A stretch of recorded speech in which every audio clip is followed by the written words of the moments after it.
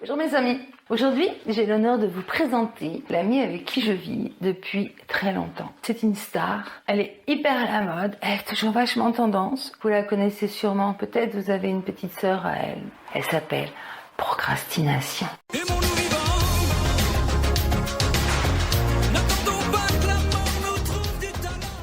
Alors la vie avec elle est gaie, variée, tranquille. La vie avec elle, par exemple, c'est le matin, je me réveille avec plein d'envie. Envie de faire plein de choses. Des choses pour moi, pour avancer dans mon chemin personnel. Ma légende personnelle, dirait Paulo Coelho. Et puis elle est à côté, parce qu'on dort ensemble aussi. Enfin, ça dépend. Mais souvent on dort ensemble. Elle est à côté, puis elle me dit « Bonjour ». Elle est un peu pétasse aussi. Ça te dirait de faire ça aujourd'hui? Attends, tu peux pas me faire ça s'il te plaît? J'en ai besoin, il y a un truc à ranger là-bas, tu peux venir m'aider? Ah viens voir, j'ai vu une super vidéo sur YouTube, ça va vachement t'intéresser.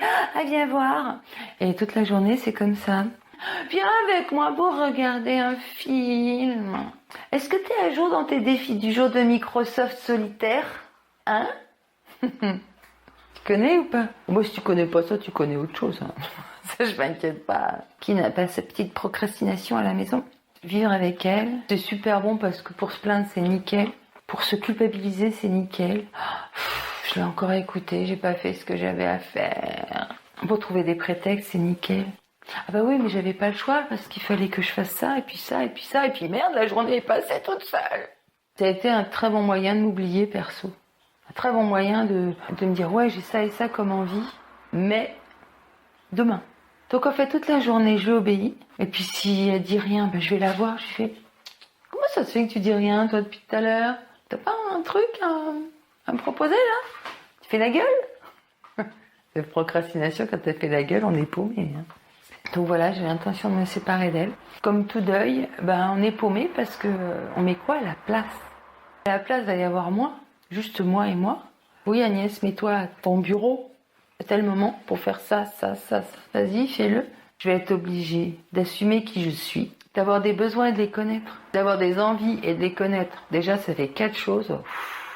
C'est là que je me rends compte comment c'est plus compliqué de m'occuper de mes propres histoires, plutôt que de répondre aux caprices de ma petite castinette, procrastinette chérie. C'est fou, non? En attendant, là, déjà, j'ai choisi de me séparer d'elle. Et vous? Toute ressemblance ou similitude avec une histoire existant ou ayant existé est pas fortuite du tout.